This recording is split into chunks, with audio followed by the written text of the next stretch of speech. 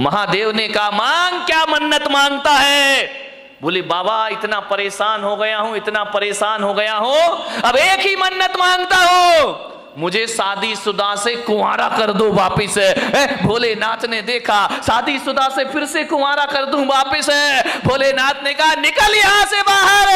अरे बोले बाबा ये कैसी बात है कि आप मुझे बाहर निकाल रहे हो, मेरी मन्नत पूरी करो। भोलेनाथ ने कहा कि मैं मन्नत तो पूरी कर दूंगा, लेकिन पागल है तू, मन्नत नहीं तू जन्नत मांग रहा है। जन्नत में तुझे शादीशुदा को कुंवारा कर दो, ये मन्नत नहीं, ये जन्नत की डिमांड हुआ। ध्यान रखना, तुम्हारा घर जन्नत बन सकता है, इसमें कोई भी डाउट नहीं है। थोड़ी सी समझदारी अपने अंदर रखिए, समझदारी आ गई तो घर को जन्नत बनने में ज्यादा देर नहीं लगा करती है। ध्यान रखिए। मान्यवर, आपसे निवेदन है,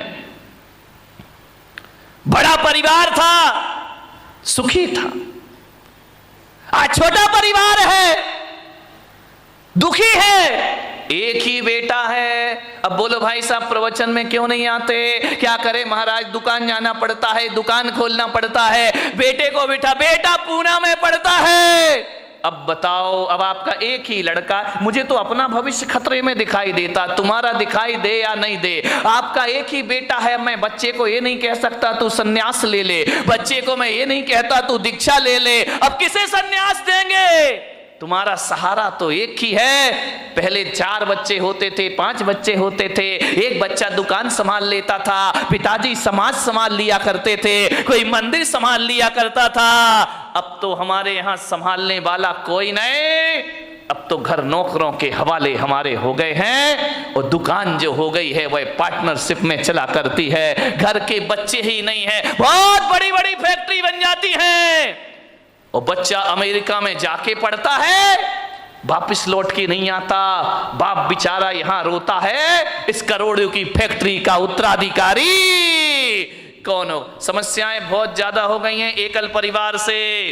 संयुक्त परिवार सुखी परिवार। ध्यान रखिए मान्यवर, क्रोध ज्यादा बट गया, कलह ज्यादा हो गई, अब लड़ने की तो आदमी की आदत है। अब घर में यदि कोई मेंबर ही नहीं है, एक ही बचा तो झगड़ा तो फिर उसी से होगा। ध्यान रखिए मान्यवर, कलह बढ़ गई हमारे घरों में, ऐसे बात करते हैं किसी से जैसे उस पर कोई एहसान कर रहे हो, जवाब नहीं दिए जाते हैं। हालात ये हो गए हैं कि पति बेचारा थका हारा घर पहुंचता है, आवाज लगाता है कि सुनती है, एक गिलास पानी लाके दे दे, प्यास लगी है बहुत। अब पत्नी क्या बोलती है, देख नहीं रहे, मैं सीरियल देख रही हूं, टीवी देख रही हूं, ऐसा करो जाके चुपचाप पानी पी लो, और हो सके तो एक गिलास मेरे लिए भी ले आए। हालात बहुत खराब है घरों के, स्थितियां भी, तुम तो पी लो और हो सके तो एक गिलास मेरे लिए भी पानी लेकर आ जाए।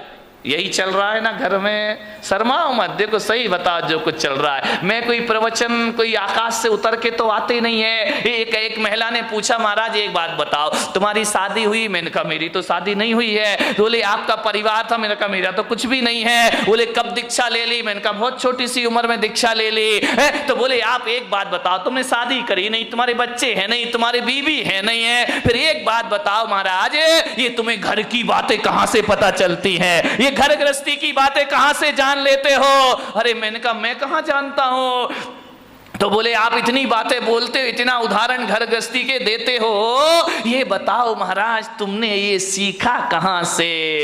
मैंने कहा मैंने कुछ नहीं सीखा देवी, तुम्हारे पति आते हैं मेरे सामने, रोते हैं चले जाते हैं, अपनी घर की बातें तुम ही बता जाती हो, तुम अपनी बातें बताती हो, मेरा प्रवचन तैयार हो जाया करता है। और कहां से प्रवचन लाऊंगा? प्रवचन तो तुम्हारे बीच से बनेंगे, मैं कहां से लेकर आऊंगा? तुम ही आते हो महाराज, ये परेशानी, ये दिक्कत, वो दिक्कत, बस मैं पॉइंट नोट करते जाता हूं, मेरी डायरी में प्रवचन तैयार हो जाया करता है। और प्रवचन आएगा कहां से? समाज की बातें समाज के बीच रखना पड़ती हैं। आपको उसी भाषा में समझाया जा सकता है, आपको शास्त्रों की भाषा में समझ में आने वाला नहीं है। उदाहरण भी वही दिए जाते हैं जिसमें आप सुबह शाम जिया करते हैं। ध्यान रखना, ये दिल की बातें दिल तक पहुंच जाया करती हैं, वरना ज्ञान की बातें एक कान से सुनो और दूसरे कान से निकल जाती हैं। ध्यान रखिए, बड़े परेशान हैं लोग, बहुत हैरान हैं लोग,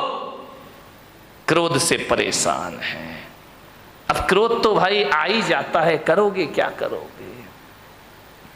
लाख कोशिश करो, क्रोध तो आ ही जा। जहां चार बर्तन होते हैं वहां खटपट तो बोलो होगी। आगे भी तो मेरा गला क्यों फड़वा रहे मेरे भाई? ध्यान रखिए, अरे चार बर्तन है वहां खटपट तो, अरे लड़ाई कहां नहीं होती है।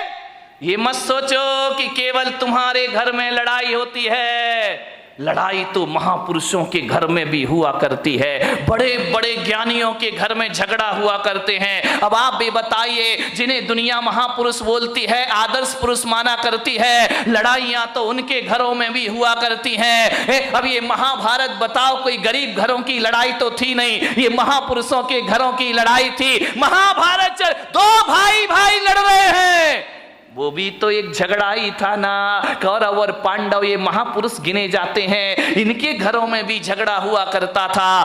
रामायण में सिंहासन को लेकर के झगड़ा हो गया, राम के घर में भी झगड़े होते हैं, दुर्योधन के घर में झगड़े हुआ करते हैं, युधिष्ठिर के घर में झगड़े हुआ करते हैं। झगड़ा कहां नहीं होता मेरे भाई? भरत बाहुबली का ये झगड़ा नहीं तो क्या था, ये भी तो एक झगड़ा था। ये मोक्षगामी लोग, ये सम्यक दृष्टि लोग, यहां इनके घरों में भी झगड़े होते थे और बड़े आदमियों के घरों में भी झगड़े होते हैं।